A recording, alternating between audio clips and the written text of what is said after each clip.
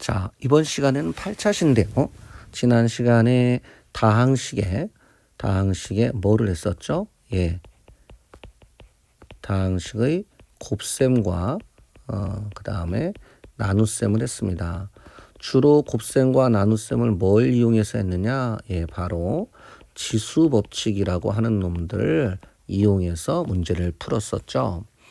이번 시간에는 곱셈과 나눗셈이 아닌 다항식의 덧셈과 뺄셈에 대해서 알아보려고 합니다. 다항식이라고 하는 것은 항이 여러 개가 있다는 얘기죠. 어떤 항이 예를 들어서 이런 겁니다. 더하기나 빼기로 연결되어 있는 이런 식을 다항식이라고 합니다. 그러니까 이런 것도 다항식이 되겠죠. 더하기나 빼기로 연결되어 있는 이러한 다항식의 덧셈과 뺄셈은 어떻게 계산하겠느냐 이 얘기입니다. 자,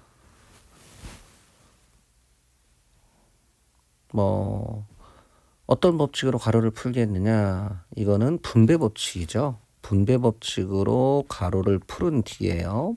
그 다음에 끼리끼리 계산합니다. 뭐냐면 문자는 문자끼리, 같은 문자끼리, 즉 동류항끼리 계산을 해준다 이 얘기입니다. 그러니까 얘를 먼저 계산해 본다면 우리 사실은 암산으로도 가능하죠. 이렇게 될 겁니다. 그 다음에 문자는 같은 문자가 되겠고요. 그 다음에 요렇게 되겠죠. 왜 이렇게 된다 그랬느냐? 같은 문자끼리는 개수는 개수끼리 계산한다 그랬고요. 요거는 1이 생략된 겁니다, 여러분. 마이너스 1 곱하기 b를 뜻하는 거예요. 마이너스 1 곱하기 b를 뜻하는 거다. 이 얘기입니다. 그러니까 2하고 3을 더하면 5가 되겠고요. 마이너스 1 마이너스 5니까 마이너스 6이 됐습니다. 다음에 얘를 계산해봐라. 자, 분배 법칙 이용한다 그랬잖아요. 마이너스 x 마이너스 3y. 자, 요렇게 분배 법칙 하죠. 요렇게 되는 겁니다. 플러스 5x 마이너스 2y가 되겠죠.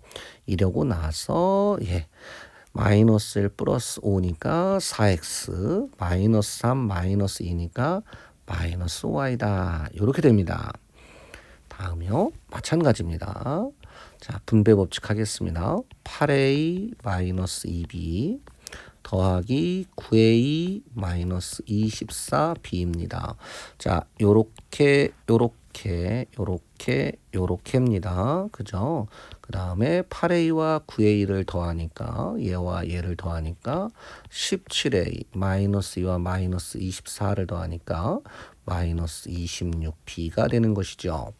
더하기 빼기만 할 수 있다면 간단히 할 수 있는 것들입니다. 자, 또 해볼까요? 7x 마이너스 4y 그쵸?